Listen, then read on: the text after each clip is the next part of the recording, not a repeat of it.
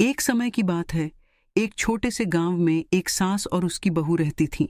सास बहू के साथ अच्छे संबंध बनाने की कवायद करती थी। शुरुआत में बहू के मन में सास के प्रति उम्मीदें नहीं थीं और सास भी बहू से खुश नहीं थी। पर फिर एक दिन सास ने बहू से एक सवाल पूछा, तुम खुशी कैसे पा सकती हो? बहू ने कहा, मैं अपने काम में ईमानदारी से और संजीवनी भावना से काम करती हूँ और आपकी खुशी मेरे लिए सबसे महत्वपूर्ण है। सास ने समझाया कि संबंधों की बनावट में सहयोग और समझदारी की जरूरत होती है। वे अपने संबंधों को सुधारने का निर्णय लिया।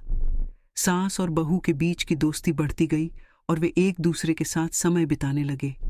धीरे धीरे बहू के दिल में सास के प्रति आदर और सास के दिल में बहू के प्रति प्यार बढ़ गया।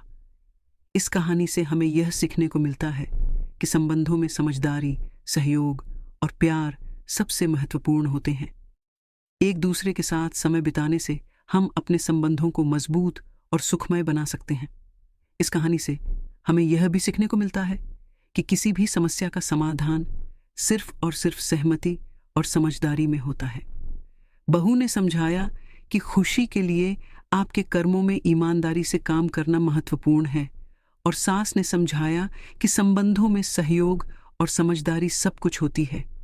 इस कहानी से हमें यह सीखने को मिलता है कि हमें अपने संबंधों को सुधारने के लिए तैयार रहना चाहिए और सहमति, समझदारी और प्यार के साथ हम किसी भी मुश्किल को पार कर सकते हैं।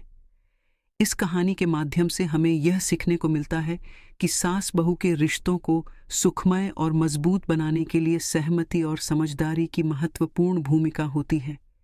यह कहानी हमें यह दिखाती है कि अगर हम एक दूसरे के साथ मिलकर काम करें और समझदारी का सामर्थ्य रखें, तो हम किसी भी मुश्किल को पार कर सकते हैं और सफलता प्राप्त कर सकते हैं।